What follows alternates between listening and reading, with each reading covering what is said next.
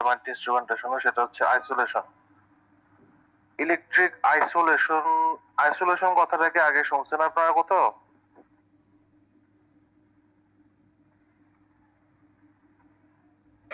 Sir ফিজিক্সে মনে হয় শুনছিলাম।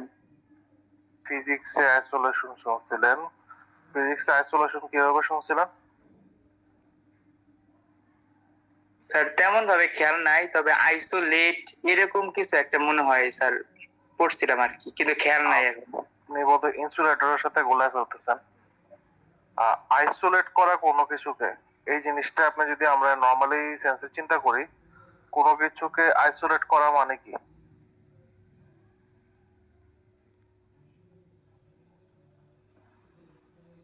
স্যার আইসোলেট করা বলতে বোঝায় একটা সিস্টেম থেকে, মানে যেটি সংযুক্ত অবস্থায় থাকে সেটা থেকে আর কি সেপারেট করা।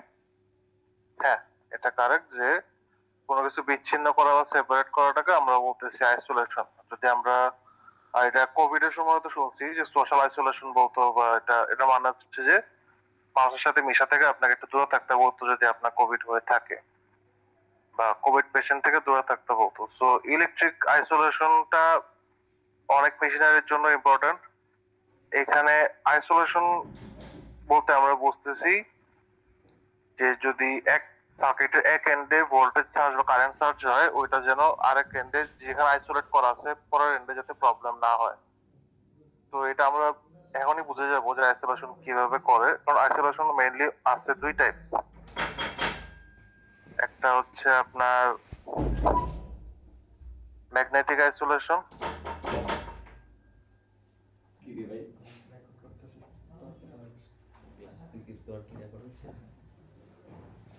আর একটা হচ্ছে অপটিক্যাল আইসোলেশন।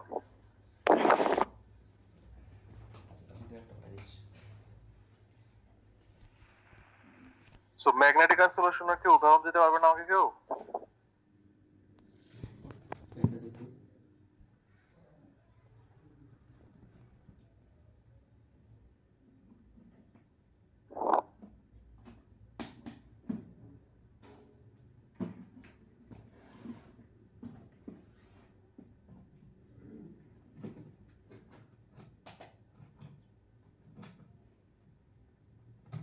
কোন একটা সার্কিটে আমরা যখন ট্রান্সফরমার ইউজ করি, ট্রান্সফরমার আমরা কেন ইউজ করি?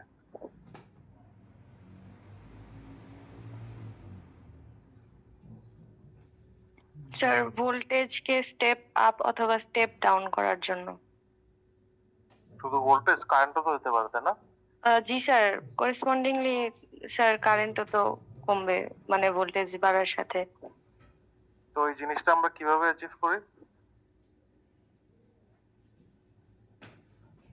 স্যার ম্যাগনেটিক ফ্লাক্সের মাধ্যমে, অর্থাৎ স্যার ট্রান্সফরমারের করে পেঁচানো কুণ্ডলী থাকে, মানে তারের কুণ্ডলী, ওইখান থেকে স্যার আমরা ম্যাগনেটিক ফ্লাক্সের মাধ্যমে আর কি ভোল্টেজ। আচ্ছা, তো এখানে হচ্ছে হ্যাঁ, মানে আপনি যেটা বলছেন এটা একদম কারেক্ট। এখানে একটা ফ্লাক্স ফ্লাক্স লিংকেজ থাকে যেটা দিয়ে হচ্ছে আপনি এই ভোল্টেজটা এই এন্ড থেকে ওই এন্ডে পাস করতেছেন। তাহলে এখানে কিন্তু একটা আইসোলেশন ক্রিয়েট হয়ে গেছে। কারণ এটাকে ম্যাগনেটিক আইসোলেশন বলতেছে। আইসোলেশন কিভাবে ক্রিয়েট হচ্ছে? এইখানে আপনার যদি হঠাৎ করে 20 ভোল্টের জায়গায় 2000 ভোল্টও আসে, এটা কিন্তু এটার যে একটা ইফেক্ট আছে, যে ধাক্কাটা আছে, ধাক্কাটা কিন্তু সরাসরি V2 তে বা ওই এন্ডে আসবে না। এটারও একটা লিমিট আছে, এটা কতটুকু পর্যন্ত ট্রান্সফর্ম করতে পারবে। তো এর বাইরে কিন্তু ও নিজেও পারবে না। আর এই আইসোলেশনটা থাকায় আপনার এই V2 সাইডে যা যা আরো যা কানেক্টেড থাকবে, আপনি এখানে যে লোড কানেক্টেড আছে আপনার বা আরো যা আছে, এই লোডটা কিন্তু এই V1 সাইডের যেই হাই ভোল্টেজ বা কারেন্ট সার্জ এরকম কিছু হইলে সেটা থেকে প্রোটেক্টেড থাকবে। তো এই যে এরকম ট্রান্সফরমার দিয়ে কোনো সার্কিটে আইসোলেশন ক্রিয়েট করাকে, এক মিনিট, ট্রান্সফরমার দিয়ে কোনো সার্কিটে আইসোলেশন ক্রিয়েট যখন আমরা করতেছি তখন এটাকে আমরা বলতেছি ম্যাগনেটিক আইসোলেশন। তো এই জিনিসটা প্র্যাকটিক্যালি ইউজ করা হয় হচ্ছে আপনার, আমি দেখছি নিজে হচ্ছে ইসিজি যে মেশিনগুলো আছে ওই মেশিনগুলো শুরুর দিকে হচ্ছে এরকম একটা আইসোলেশন ট্রান্সফরমার থাকে, যেটা হচ্ছে আপনার সাপ্লাই ভোল্টেজে যদি কোনো সার্জার হয় বা কোনো প্রবলেম হয়, এটা যাতে পেশেন্ট সাইডে বা সার্কিটের বাকি সেন্সিটিভ পার্টগুলো ইফেক্ট না করে, এই জন্য হচ্ছে এটা ইউজ করা হয়। তো একটা অ্যাপ্লিকেশন আমরা বলতে পারি যে এটা ইসিজি মডিউলে ইউজ করা হয়। আরেকটা আমি নিজে প্র্যাকটিক্যালি দেখি, সেটা হচ্ছে আপনার পাওয়ার ইলেকট্রনিক্স ইউজ করা হয়। পাওয়ার ইলেকট্রনিক্সে আইসোলেশন পার্ট হিসেবে আপনার একটা ট্রান্সফরমার দেখা যায় যে এটা ইউনিটি ট্রান্সফরমার হতে পারে, যে লাইক আপনার এখানে এখানে N1 N2 সমান, মানে ভোল্টেজ কোনো ডিফারেন্ট হচ্ছে না, বাট করতে চাইলে করে। ওই এরকম একটা আইসোলেশন ট্রান্সফরমার মাঝে মধ্যে সার্কিটের মাঝে রাখা হয়, যাতে সার্কিটের এক পার্ট মানে লোডের পার্টটা ইনপুট ভোল্টেজের পার্ট থেকে প্রোটেক্টেড থাকে। তো এরকম আরো কিছু অ্যাপ্লিকেশন আছে, এগুলো নিজেরা খুঁজে দেখতে পারেন, পাবেন। ম্যাগনেটিক আইসোলেশনে আরো অনেক ইউজ আছে। সেই ধরনের ম্যাগনেটিক প্রপার্টি ইউজ করে আমরা যখন আইসোলেট করতেছি, তখন আমরা এটাকে বলতেছি ম্যাগনেটিক আইসোলেশন। আরেকটা আইসোলেশন হচ্ছে অপটিক্যাল আইসোলেশন।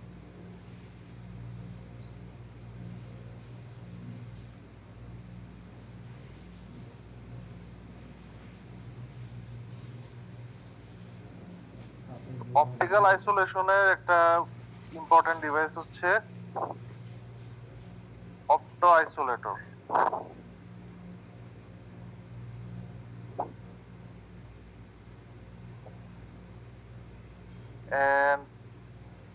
এই জিনিসটা মানে আমরা ম্যাগনেটিক আইসোলেশনের থিওরিটা বোঝার পরে আসলে অপটিক্যালটাও মোটামুটি অনুমান করতে পারা উচিত যে কি হচ্ছে এখানে।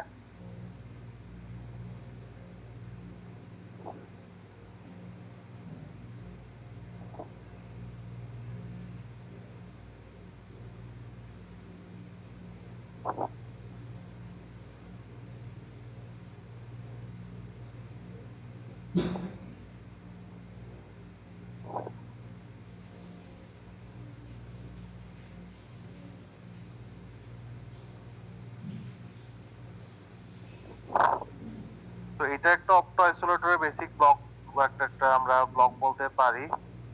সেখানে যেটা হয় যে এখানে যে জিনিসটা থাকে সেটা হচ্ছে ফটো ট্রানজিস্টর বা লাইট ডিপেন্ডেন্ট রেজিস্টর ইউজ করছেন কোন প্রজেক্টে? এলডিআর বলে যে।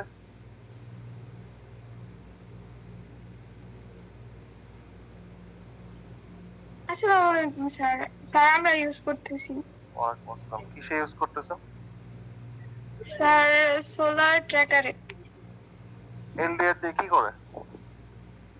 স্যার ওই যে লাইট ট্র্যাক করে। এলডিআর এর প্রপার্টিটা কি?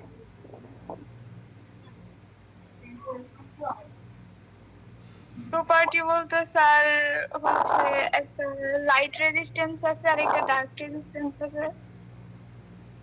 আচ্ছা, সূর্য মানে আলোতে যখন থাকবে তখন ওর রেজিস্ট্যান্সের ভ্যালু একরকম, যখন আমি আলো সরায় ফেলবো তখন ওর রেজিস্ট্যান্সের ভ্যালু চেঞ্জ হয়ে যায়।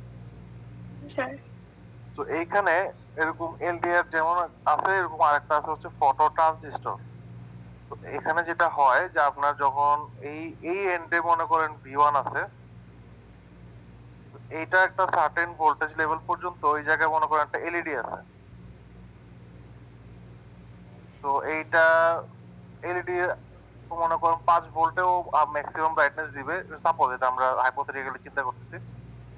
এরপরে আপনি 10 ভোল্ট দিলেও ওর ব্রাইটনেস চেঞ্জ হবে না, মানে ওর ম্যাক্সিমাম ব্রাইটনেস একটা আছে, ওর একটা ম্যাক্সিমাম ব্রাইটনেস আছে।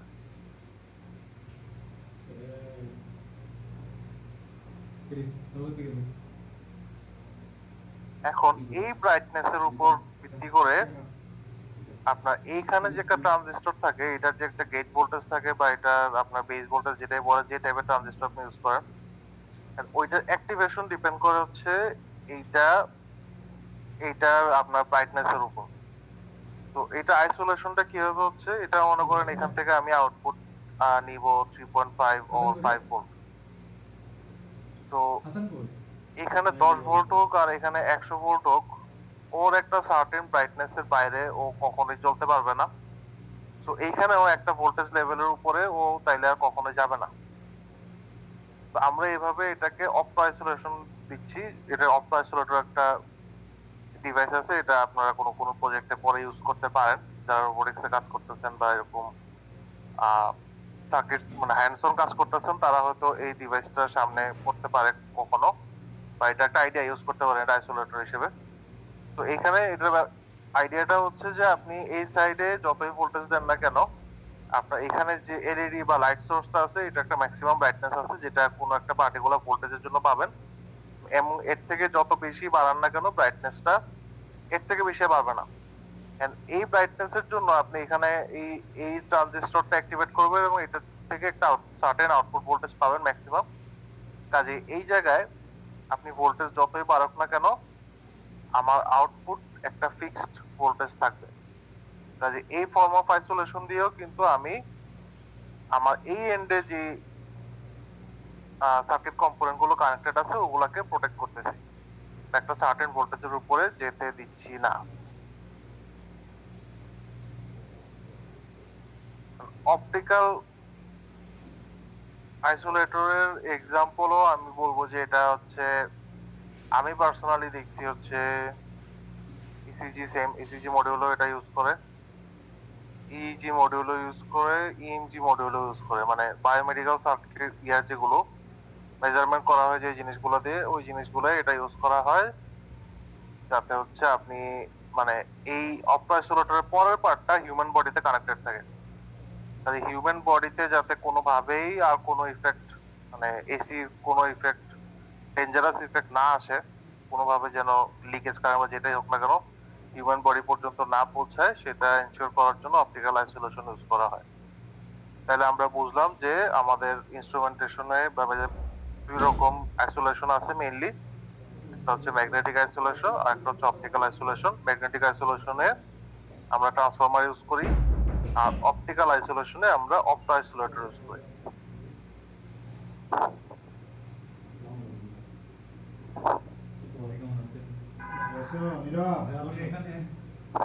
ঘুরতে আসলাম, আমার সিটি ভাইছি আমি ওই যে আশরাফ ভাই থেকে কোশ্চেন নিতে আসছি।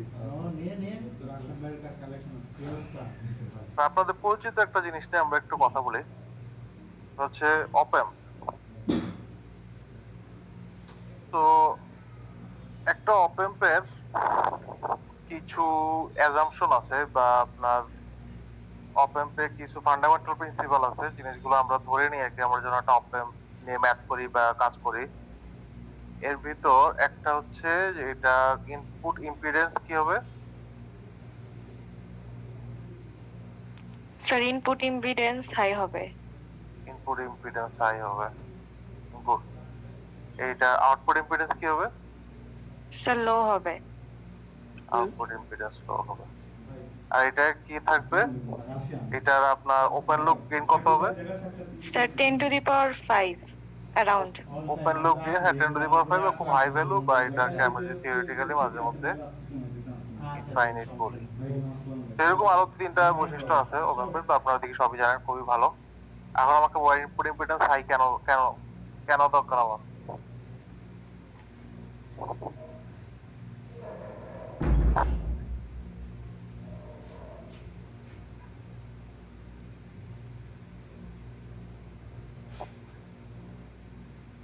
ইনপুট ইম্পিডেন্স হাই হলে আমার লাভ কি?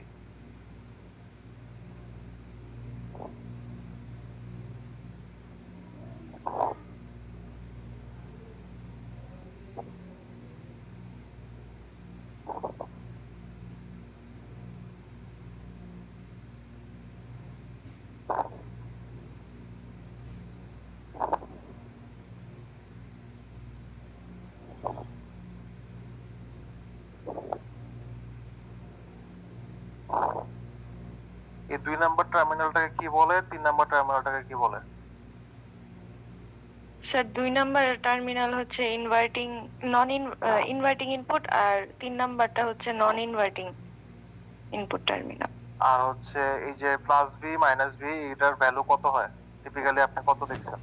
Sir basically 13 plus minus 13। Plus minus 13, plus minus 15, plus minus 10 সবই পসিবল। এখন কথা হচ্ছে আমরা তো প্রপার্টি গুলা জানি, কিন্তু প্রপার্টি গুলায় ইনপুট ইম্পিডেন্স হাই কেন দরকার আমরা এটা এখনো বুঝতেছি না। ইনপুট ইম্পিডেন্স যদি হাই হয় তাইলে একটা ভার্চুয়াল গ্রাউন্ড ক্রিয়েট হয় না আপনার এই যে ইনপুট টার্মিনালটা। ওপেন কোর্স মনে করে দেখেন, তারপরে যারা লোডিং ইফেক্ট বুঝছিলেন তারা মনে করে দেখেন যে আমাদের কেন ইনপুট ইম্পিডেন্সটা হাই হওয়া দরকার। ইনপুট ইম্পিডেন্স যদি হাই হয় তাহলে হচ্ছে কোনো একটা আমরা যেটা দেখছিলাম যে ভোল্টেজ সোর্স বা কারেন্ট সোর্স, ভোল্টেজ সোর্সে যদি আমরা হাই ইম্পিডেন্স রাখি তাহলে ও নিজে কোনো কারেন্ট ড্র করবে না। অপ এম্পের জন্য ব্যাপারটা সেম। অপ এম্পে যদি আমরা ইনপুট ইম্পিডেন্স হাই এটা রাখি বা এটা আমরা ধরে নেই যাতে হচ্ছে আপনি যে 2 বা 3 যে ইনপুটটা দিবেন ওটা থেকে অপ এম্প যাতে নিজে কারেন্ট ড্র না করে।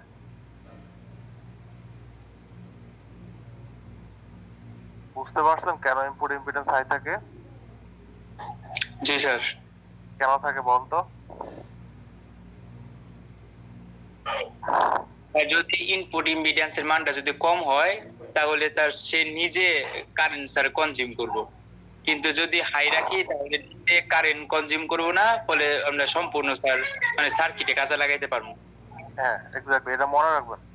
তো অপ এম্পের বৈশিষ্ট্য যখন আপনাকে বলতে বলবে, এটা বলার পরে যদি জিজ্ঞেস করে ইনপুট ইম্পিডেন্স কেন হাই, তাহলে এই সেম রিজনে আপনি এটাও বুঝতেছেন আউটপুট ইম্পিডেন্স কেন আমার লো রাখতে হবে, যাতে আউটপুটে আমি সম্পূর্ণটা ছেড়ে যেতে পারি এবং এটা আমি নিজে আউটপুটে যাতে আমার এটা ডিস্টরশন ওই সার্কিটের অপ এম্পের কারণে যাতে ডিস্টরশন না হয়। তো এই জিনিসগুলো আপনাদের মনে রাখতে হবে। এখন এটা শুধু বললেই হবে না যে ইনপুট ইম্পিডেন্স হাই থাকা লাগবে, স্যার কেন থাকা লাগবে, কেন আনসার গুলো আপনাদের জানা লাগবে।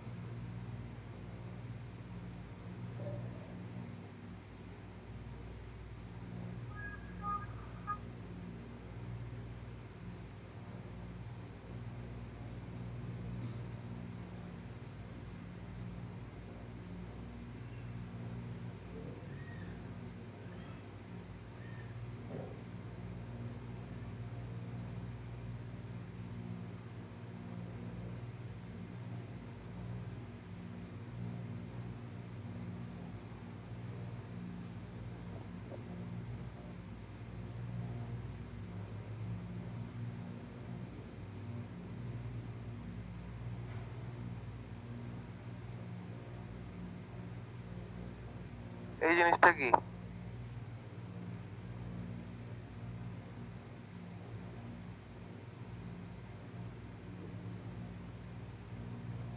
এই জিনিস আগে দেখেন নাই কখনো? স্যার এটা হচ্ছে ইনভার্টিং অপ অ্যাম্প। ইনভার্টিং অপ অ্যাম্প বলে না, ইনভার্টিং অ্যামপ্লিফায়ার বলে। Ji sir, inverting amplifier. এইটার আউটপুট ভোল্টেজের সূত্র কি?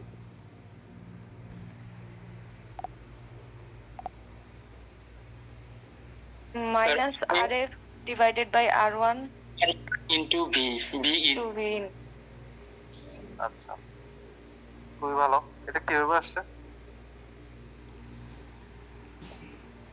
স্যার আমরা চাইলে স্যার V1 পয়েন্টে স্যার কেসিএল অ্যাপ্লাই করতে পারি।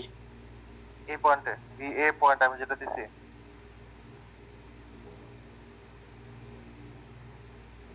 এই পয়েন্টের কথা বলতেছেন আপনি?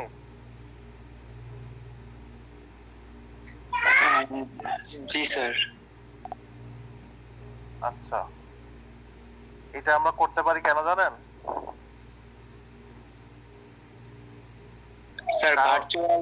ভার্চুয়াল গ্রাউন্ডের জন্য। ভার্চুয়াল গ্রাউন্ডটা আমরা কেন ধরতে পারি? স্যার ওই যে ইনপুট ইম্পিডেন্স আর হাই তার ইনপুট জন্য। ইম্পিডেন্স হাই, এই জন্য এই যে এই রিজন গুলো বলতে পারা লাগবে, রিজন গুলো জানা লাগবে। ঠিক আছে, এখানে আমরা হচ্ছে একটা কেসিএল অ্যাপ্লাই করতে পারি। তো কেসিএল অ্যাপ্লাই করলে যেটা হয় যে এই I1 আর এই যে এই I2, এটাকে আমরা ইকুয়াল টু I3 লিখতে পারি, যেখানে I3 ভ্যালু হচ্ছে 0 বিকজ অফ ভার্চুয়াল গ্রাউন্ড। এখান থেকে আমরা লিখতে পারি যে I1 হচ্ছে মাইনাস I2। I1 এর ভ্যালু কত?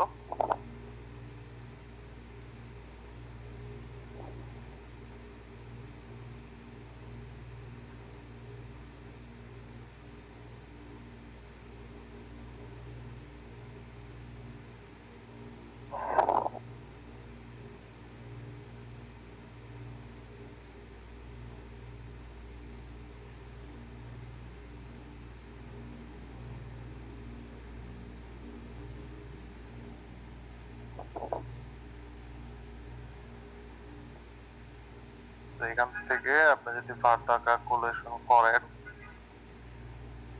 পাবেন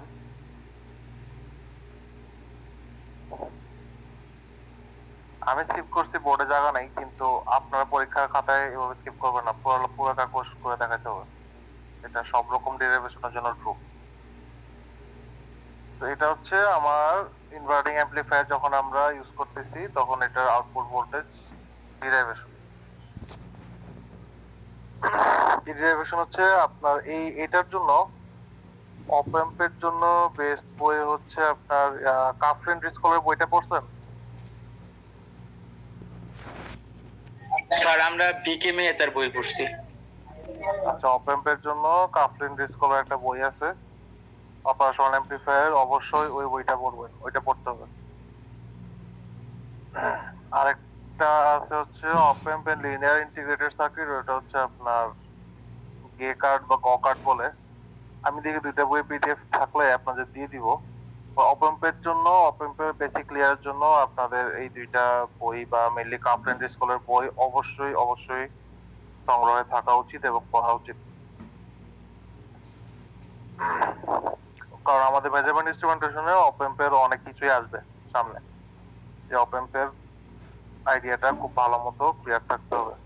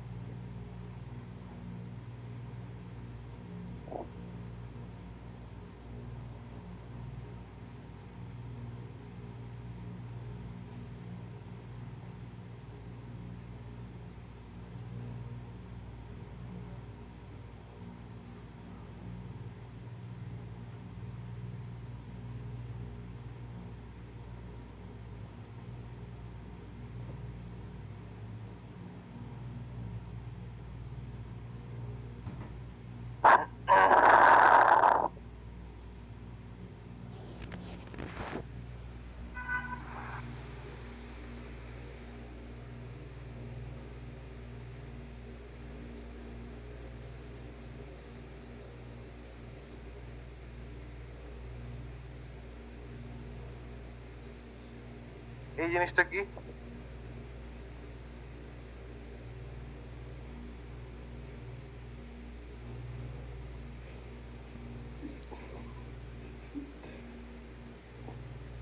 এটাকে কি বলে?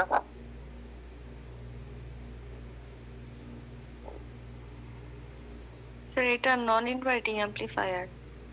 নন ইনভার্টিং অ্যাম্পলিফায়ার, ওকে। এটা আউটপুট ভোল্টেজের ফর্মুলা কি? Sir 1 plus R2 divided by R1 into V input. এটা ডিরাইভ করতে পারবেন? এই ডিরাইভেশনটা কালকে মানে নেক্সট ক্লাসের জন্য অ্যাসাইনমেন্ট।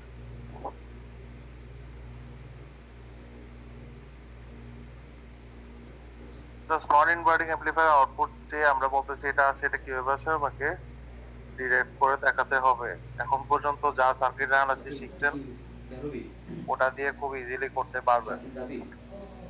আপনারা যে কেসিএল কেভিএল করছেন না, নোড অ্যানালাইসিস, মেশ অ্যানালাইসিস, তোর কাজ আছে আমার তো ফুলদারি হয়ে এগুলো তো করছেন। যাবো তুই কি যাবি ওইদিকে? জি স্যার, এগুলো সবই করা হয়েছে স্যার। ওই হাসান বন্ধু এগুলা এগুলো হচ্ছে না। প্র্যাকটিক্যাল ইউজ কেস শুনতেছিস? বস করছেন যখন করছেন এগুলো বা কোথায় কাজে লাগে? কাজটা করা দিস, লিংকটা করা দিস।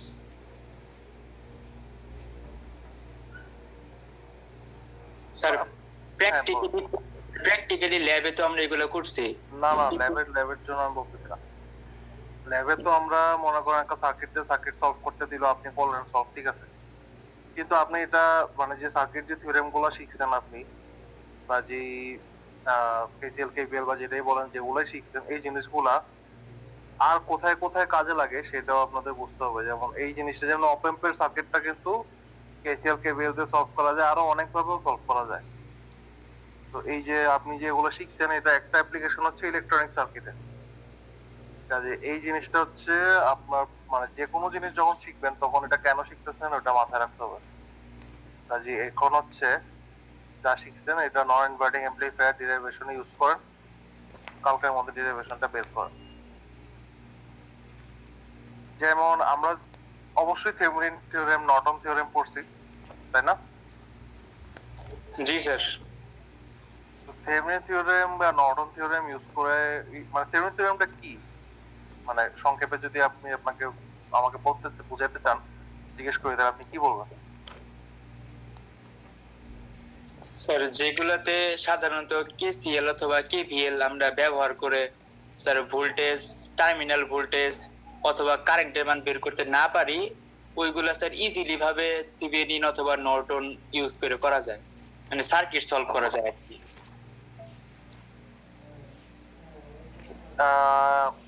তাই কি মানে আমি যখন থেভেনিন রেজিস্ট্যান্স বাই করি তখন আমি কি করি?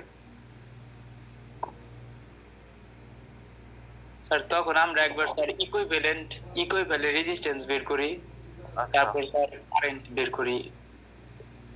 আচ্ছা, তো ওখানে আমরা যখন এই কাজগুলো করি তখন তো আমরা সবই ইউজ করি, কেসিএল কেভিএল থেকে শুরু করে যা আছে। আমি যখন মানে থেভেনিন ভোল্টেজটা বের করবো বা নর্টন কারেন্টটা বের করবো তখন তো আমার সবই ইউজ করা লাগবে।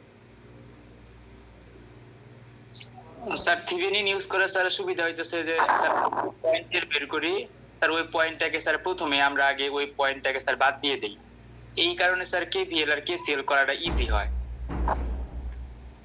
কেভিএল কেসিএল করলে মেজর অ্যাডভান্টেজটা কি হয় আমার? মানে আমার সবচেয়ে, আপনি যেটা বলছেন ঠিক আছে যে ঠিক আছে আমার ক্যালকুলেশন ইজি হচ্ছে, তো ক্যালকুলেশন ইজি করে আমার লাভ কি?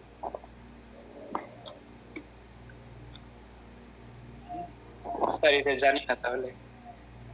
আলটিমেটলি আপনি যদি একটা বিল্ডিং এর আপনার রুমের ইলেকট্রিক্যাল সার্কিটের কথা চিন্তা করেন, এখানে অনেকগুলা লোড আছে এবং এই লোডগুলা টাইম টু টাইম মাঝে মধ্যে চেঞ্জ হতে পারে।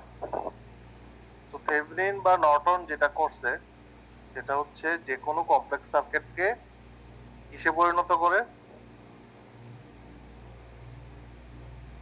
Sir equivalent circuit. Linear two terminal circuit, এই টার্মটা একদম সাদিকর বই তো পড়ছেন নাকি? সার্কিট সাদিকর বই থেকে পড়ছেন না কোথা থেকে পড়ছেন?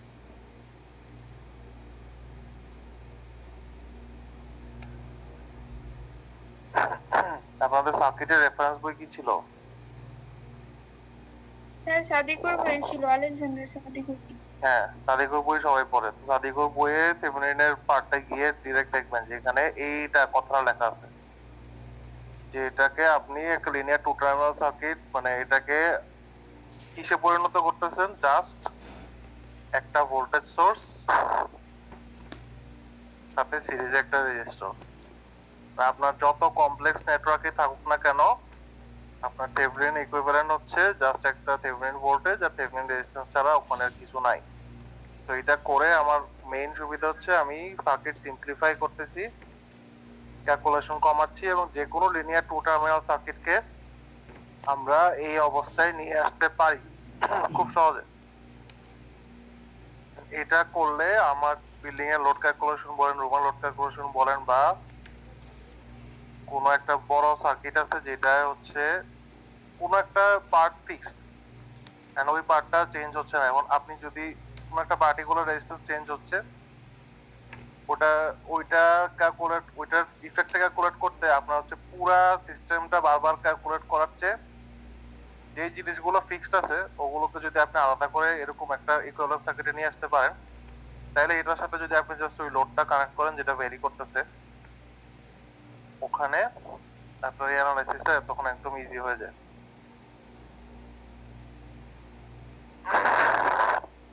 এন্ড আমার মনে হয় এটা থেভেনিনে কিছু ম্যাথও আছে এরকম যে ভ্যারিয়েবল রেজিস্ট্যান্স সহ থেভেনিন ইকুইভ্যালেন্ট সার্কিট আপনার সলভ করতে বলতেন।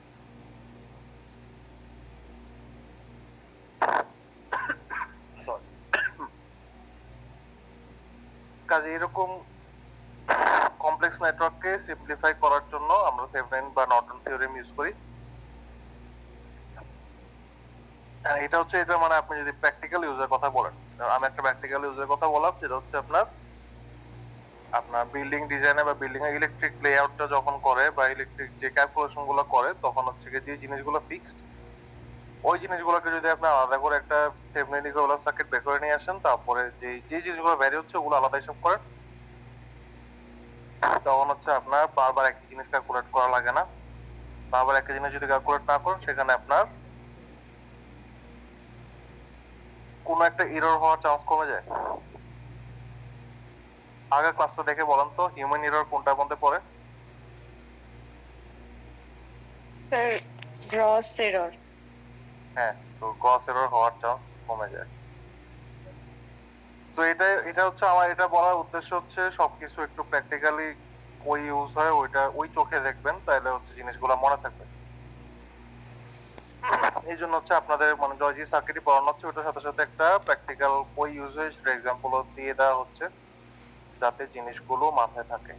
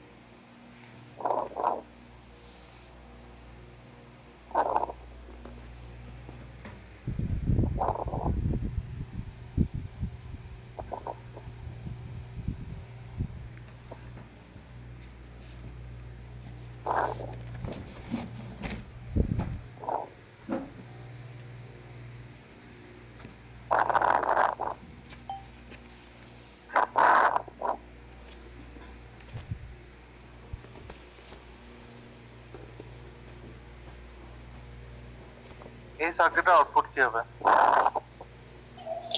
Sir minus RF divide R1 into V1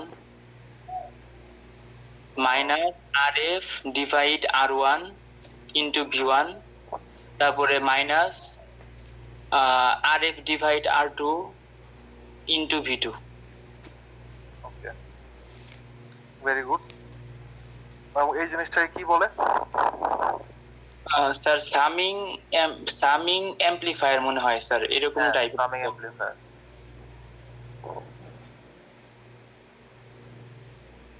এই জিনিসটা কোন প্রিন্সিপালের উপর বেস করে একটা সার্কিট প্রিন্সিপালের উপর বেস করে হয়? প্রিন্সিপালটা কি? আপনার একটা থিওরেম পড়ছেন, থিওরেমের অ্যাপ্লিকেশন হচ্ছে এটা।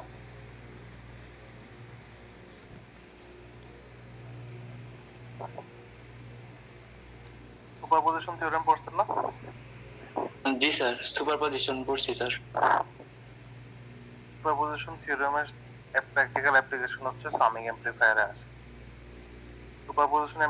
সুপারপজিশন থিওরেমটা কি ছিল?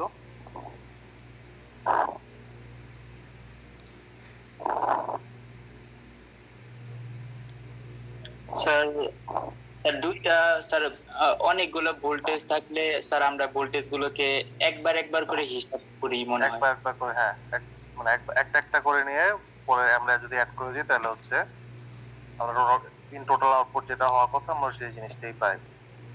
এটা হচ্ছে সুপারপজিশন থিওরেম।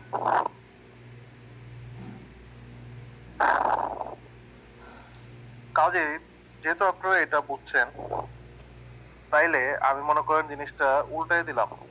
আমি আপনাকে বললাম যে V naught equal to -5v1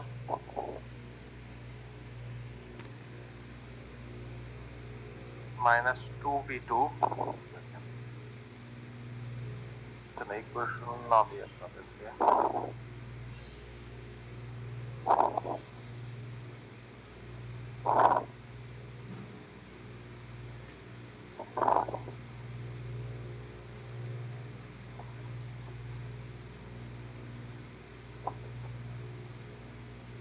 এটা যদি থাকে তাহলে এটার ভি নট কত?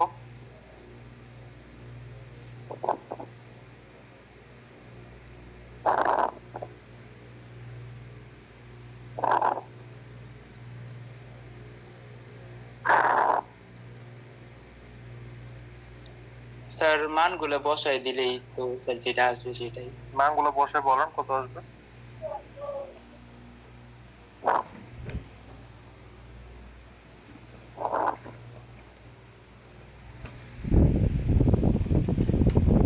Sir -5/2v1 -2v2 -5/2v1 -2v2। -2. আচ্ছা, তো এখন আমি যদি পরীক্ষায় বা কুইজে আপনাদেরকে এই তিনটা ভ্যালু দিয়ে এটা আউটপুট বের করতে বলি এবং ফিগার রাখতে বলি, আপনারা তো পারবেন, কোনো সমস্যা হবে না।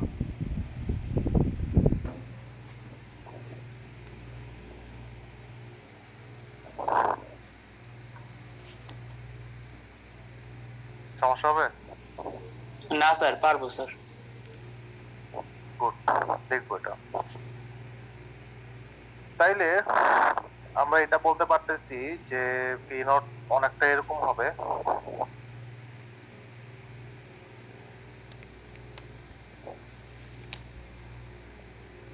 যখন R1 মানে রেজিস্ট্যান্স গুলো যখন সমান, তখন হচ্ছে আমরা এই ইকুয়েশনটা লিখতে পারি। মানে ওই যে সামিং অ্যাম্পলিফায়ার যে সেই জিনিসটাই এটা আসতেছে। এখানে ইভেন যদি আমরা ফিডব্যাক রেজিস্ট্যান্সটা এই আর এর সমান হয়, তাহলে আমরা সরাসরি বলতে পারি V naught equal to -v1 + v2। এখন যদি আমরা এভারেজ বের করতে চাই তখন আমরা কি করব?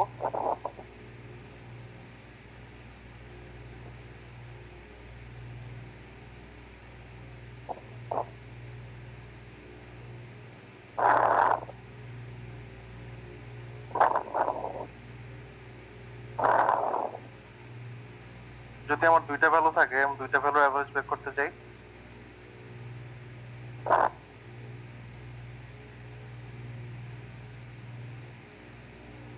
তখন আর হবে 2RF। যেমন আমার যদি তিনটা ইনপুট থাকে, দেখাচ্ছি।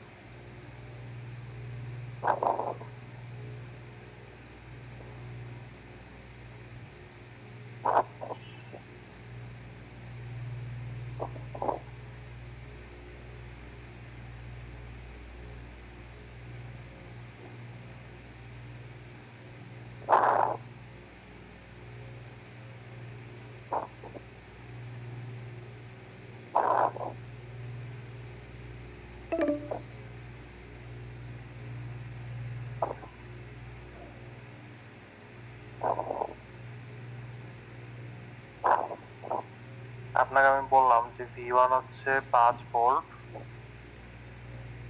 V2 হচ্ছে 10 ভোল্ট,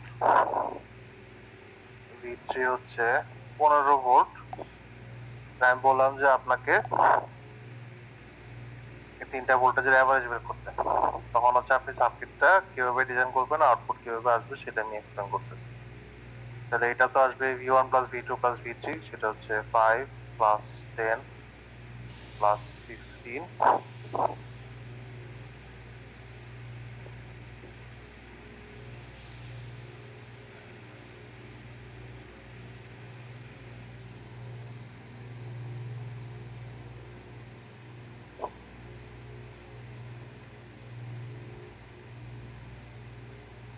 তাহলে আমরা কি বুঝতেছি?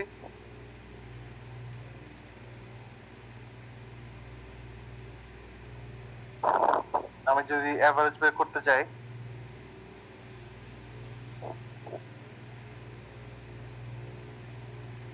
তাহলে কি করব?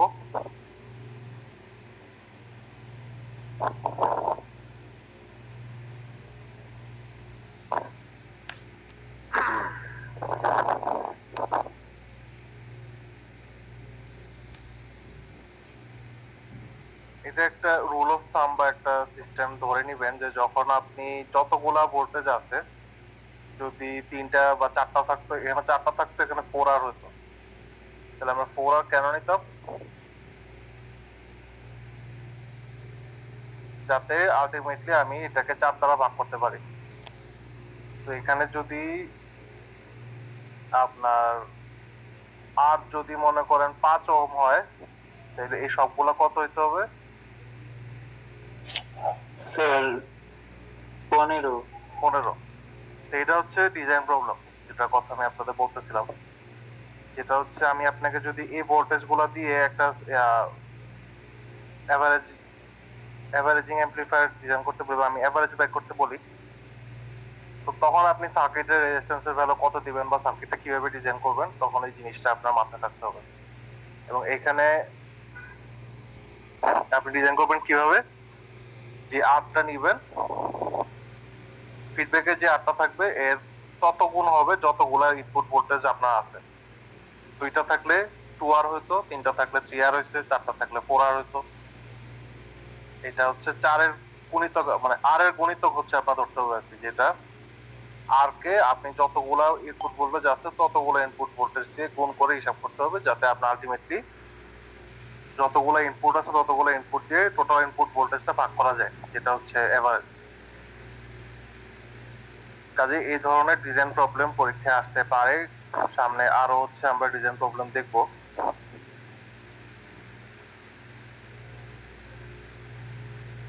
আরো কিছু ডিজাইন প্রবলেম দেখবো আমরা।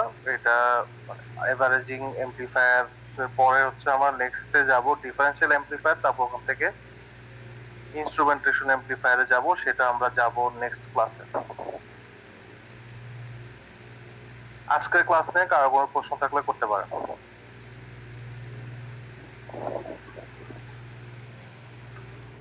বলতে গেলে আজকের ক্লাসের টপিক গুলো খুবই গুরুত্বপূর্ণ। জিনিসগুলা পরীক্ষা হোক, ভাইভা হোক, সামনে ইন্টারভিউ হোক, এই জিনিসগুলো আপনার মাথায় থাকা লাগবে। এন্ড কালকের ভিতর হচ্ছে নন ইনভার্টিং অ্যাম্পলিফায়ারের যে ডিরাইভেশন, ওইটা করতে হবে। এবং করে আপনাদের আই থিঙ্ক আমি ইমেল অ্যাড্রেস দিছি না? না স্যার। দিছিলাম তো।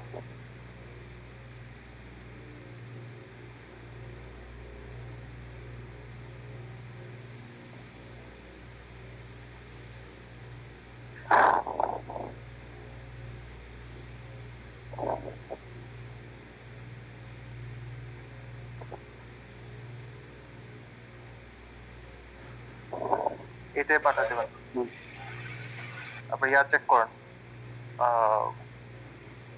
গুগল মিটের মেসেজ চেক করেন। আমি এমনিতেও আপনাদের গ্রুপ চ্যাটেও বলে দিচ্ছি।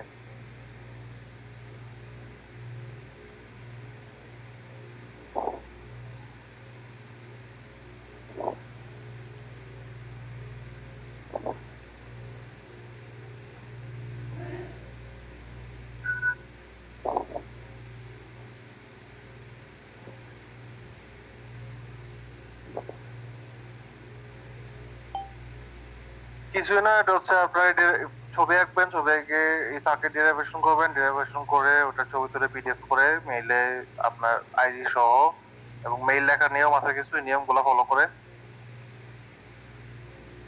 আপনার সাবজেক্টে আপনার আইডি আর এটাতে অ্যাসাইনমেন্ট নাম্বার 1, কোর্স নাম্বার আর অ্যাসাইনমেন্ট নাম্বার এটা মেনশন করে পাঠিয়ে দিবেন। ইমেল পাঠানোর কিছু নিয়ম নীতি আছে, সেটা হচ্ছে অবশ্যই ইমেইলে সম্ভাষণ আছে যে আপনি কাকে ইমেল পাঠাচ্ছেন, ইমেইলে কি আছে সেটাও মেনশন করবেন এবং অ্যাটাচমেন্ট ছাড়া ইমেল পাঠাবেন না, এটা খেয়াল রাখবেন।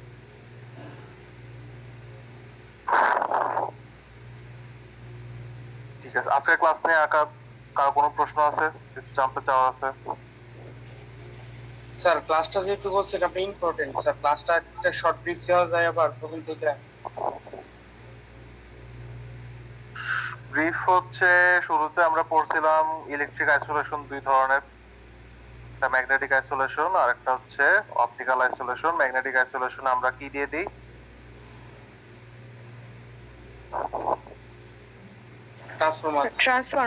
ট্রান্সফরমার দিয়ে দিই। আর অপটিক্যাল আইসোলেশন আমরা দিই হচ্ছে অপটো আইসোলেটর দিয়ে। তো দুইটারই আমরা কিভাবে দিই, যে ম্যাগনেটিক ফ্লাক্সের ব্যাপার যেটা হচ্ছে আপনারাই বলছেন কিভাবে এটা কাজ করে। তো যে ওদের যে অপারেটিং প্রিন্সিপালটা, এটা একটা বাই প্রোডাক্ট হচ্ছে গিয়ে এটা একটা সার্কিটকে আইসোলেশন প্রোভাইড করে। এটা কিছু এক্সাম্পল আমরা দিচ্ছি যে কোথায় আমরা এটা দেখতে পাই। তারপর অপটো আইসোলেটরের সিমিলার জিনিস এলডিআর, এটা আপনারা অলরেডি ইউজ করেন। অপটো আইসোলেটর কিভাবে কাজ করে, এখানে একটা এলইডি থাকবে আর একটা ফটো ট্রানজিস্টর থাকবে এবং এটা যে আমরা বায়োমেডিক্যাল সার্কিটগুলো ইউজ করি এবং এটা ইউজ করি যাতে হচ্ছে এসি সাইডের কোনো আর্টিফ্যাক্ট বা কোনো রকম মানে খারাপ ইফেক্ট যাতে হিউম্যান বডি পর্যন্ত না আসে, এটা এনশিওর করার জন্য আমরা অপটিক্যাল আইসোলেশন বা অপটো আইসোলেটর ইউজ করি। তারপরে হচ্ছে আমরা অপ অ্যাম্পের বেসিক নিয়ে পড়াশোনা করতেছিলাম, যেটা অপ অ্যাম্পের আমরা কিছু অ্যাজাম্পশন আছে, অ্যাজাম্পশনগুলো আপনারাই বলছেন যে ইনপুট ইম্পিডেন্স হাই হতে হয়, আউটপুট ইম্পিডেন্স লো হতে হয়, ওপেন লুপ গেইন ইনফিনিট হতে হয়, এরকম আরো কিছু ব্যান্ডউইথ নিয়ে আছে। এখন কথা হচ্ছে যে ইনপুট ইম্পিডেন্স হাই হয় কেন, সেটা নিয়ে আমরা কথা বলছিলাম। ইনপুট ইম্পিডেন্স হাই হয় কেন, হাই থাকা দরকার কেন? স্যার অপ অ্যাম্প যেন নিজে কারেন্ট ড্র করতে না কারেন্ট পারে। ড্র না করে, এক্স্যাক্টলি। এবং এই যে এই অ্যাজাম্পশনটা নেওয়ার কারণে আমাদের হচ্ছে ইনপুট টার্মিনাল গুলায় একটা ভার্চুয়াল গ্রাউন্ড তৈরি হয়, যেটা ইউজ করে আমরা অনেক ইম্পর্টেন্ট ক্যালকুলেশন করতে পারি। এবং যেটা একটা এক্সাম্পল হচ্ছে ইনভার্টিং অ্যাম্প্লিফায়ারের যে আউটপুটের ফর্মুলাটা, ওই ফর্মুলাটা আমরা এই ভার্চুয়াল গ্রাউন্ড ইউজ করে ডিরাইভ করতে পারি। এবং সেখানে হচ্ছে আমি আপনাদের একটা গুরুত্বপূর্ণ রেফারেন্স বইয়ের কথা উল্লেখ করছি, যেটা হচ্ছে গাফ্রেন ডিসকোলার অপ অ্যাম্পের বই। এটা আশা করতেছি আমি আজকে রাতে আপনাদের পাঠিয়ে দিব ইনশাআল্লাহ। তারপরে হচ্ছে আমরা নন ইনভার্টিং অ্যাম্প্লিফায়ারের আউটপুটটাও দেখছি এবং এটা হচ্ছে আপনাদের নেক্সট ক্লাসের জন্য অ্যাসাইনমেন্ট, যে এটা ডেরাইভেশনটা এটা আপনার সার্কিট একটা হিন্ট দিতে পারি যে এটা আপনারা কেভিএল ইউজ করে বা লুপ অ্যানালাইসিস ইউজ করে বের করতে পারবেন। কিভাবে পারবেন সেটা নিজে বই পড়তে পারেন বা অনলাইনে দেখতে পারেন, দেখে কথা হচ্ছে ডেরিভেশনটা আমাকে জমা দিতে হবে। তারপরে আমরা কথা বলছি যে আমরা যাই শিখি না কেন সেটা প্র্যাকটিক্যাল ইমপ্লিকেশন কি সেটা আমাদের মাথায় রাখা জরুরি। প্র্যাকটিক্যাল ইমপ্লিকেশন বলতে আমরা বোঝাচ্ছি যে আমরা বাস্তব জীবনে এই জিনিসটা কোথায় ইউজ করব সেটা যাতে আমরা ভালো মতো বুঝি। এটা বোঝানোর জন্য, যেমন থেভনিনের একটা এক্সাম্পল আমরা দিয়েছিলাম যে আমরা যখন বিল্ডিং এর লোড ডিজাইন করি, ইলেকট্রিক ওয়্যারিং করি, তখন হচ্ছে গিয়ে সার্কিট সিম্পলিফিকেশনের জন্য আমরা থেভনিন থিওরেম ইউজ করি। থেভনিন থিওরেম ইউজ করে আমার লাভ হচ্ছে যে কোনো লিনিয়ার টু টার্মিনাল সার্কিটকে আমরা একটা থেভনিন ভোল্টেজ আর একটা থেভনিন মানে রেজিস্ট্যান্স, এই একটা ভোল্টেজের একটা রেজিস্ট্যান্সের মাধ্যমে আমরা প্রকাশ করতে পারি। নর্টনও সেম, থেভনিন নর্টন কিন্তু জাস্ট একটা সোর্স ট্রান্সফরমেশন করলেই হয়ে যায়। এটা মাথায় থাকলে আপনারা চাকরির পরীক্ষায় অনেক সুবিধা করতে পারবেন। অনেক সময় থেভনিন দিয়ে অথবা নর্টন দিয়ে যে কোনো একটা বাইক করা হয়তো ইজি হয়, একটা বাইক করলে আরেকটা বাইক করার কোনো ব্যাপারই না, জাস্ট সোর্স ট্রান্সফরমেশন করলেই হয়ে যায়। তো তারপর হচ্ছে আমরা সামিং অ্যাম্প্লিফায়ার নিয়ে কথা বলছি, যে এটা সামিং অ্যাম্প্লিফায়ার যে আমাদের সুপারপজিশন থিওরেম ইউজ করে। সার্কিটের থিওরেম গুলো ঘুরে ফিরে ইলেকট্রিক্যাল ইঞ্জিনিয়ারিং যতদিনে আসছেন ততদিন কোথাও না কোথাও দেখতে থাকবেন। তো ওই জিনিসগুলো বেসিক খুব ভালো মতো ক্লিয়ার করে নেবেন। তারপর হচ্ছে আমরা দেখছি যে একটা আমরা যখন এভারেজিং অ্যাম্পলিফায়ার হিসাব করি, মানে অনেকগুলো ভোল্টেজের এভারেজ বের করতে চাই, তখন হচ্ছে আমরা কিভাবে ডিজাইন প্রবলেমটা মানে ডিজাইনটা আমরা অ্যাপ্রোচ করবো কিভাবে, যে আমাদের ফিডব্যাক রেজিস্টর যেটা থাকবে এটার তত গুণ রেজিস্ট্যান্স আমার নেওয়া লাগবে যতগুলা ভোল্টেজ আছে। যেখানে যদি 4টা হতো তাহলে আমরা 4R দিতাম, 5টা হলে 5R দিতাম, যাতে এই যে ভোল্টেজের যে যোগফলগুলো এটা ভোল্টেজ সোর্স কয়টা আছে ওইটা দিয়ে ভাগ করতে পারি। এবং এই যে এই জিনিসটাই হচ্ছে আমাদের এভারেজ, যে আপনি যোগ করে কয়টা আছে ওটা দিয়ে ভাগ করতেছেন। এভারেজিং অ্যাম্পলিফায়ারে এখানে ডিজাইন প্রবলেম আসতে পারে, যে আমি আপনাকে ভোল্টেজ বলে দিয়ে আপনাকে আমি রেজিস্টরের ভ্যালু বলে দিতে পারি যে আপনার ল্যাবে হয়তো এই রেজিস্টরগুলো এর বাইরে নাই। এখন আপনাকে আমি বলতে পারি যে আপনি এটা হিসাব করেন। যেমন আমরা একটা এক্সাম্পল দিছি যে এটা 5 আর 15 হইতে পারে, এটা আপনি 10 দিয়ে করতে পারেন, 20 দিয়ে করতে পারেন, 100 দিয়ে করতে পারেন, 1000 দিয়ে করতে পারেন। ইট ডাজন্ট ম্যাটার, আপনার হাতে যেটা আছে আপনার ওটা দিয়ে করতে হবে। এটাই হচ্ছে আজকের ক্লাসের রিক্যাপ যেটা বললেন। এন্ড এর পরের ক্লাসে আমরা ডিফারেনশিয়াল অ্যাম্পলিফায়ার, ইনস্ট্রুমেন্টেশন অ্যাম্পলিফায়ার এই দুটো টপিকের দিকে যাব। ওই টপিকগুলো যাওয়ার জন্য আপনাদের আজকে বেসিকটা বিল্ড করে যাওয়া লাগবে, কারণ একদম সরাসরি ওইটাও হাত দেওয়া যায়, বাট তখন আসলে মানে অনেক কিছুই বুঝবেন না। আচ্ছা, 01 আছেন? Yes, sir. 02, yes sir. 3,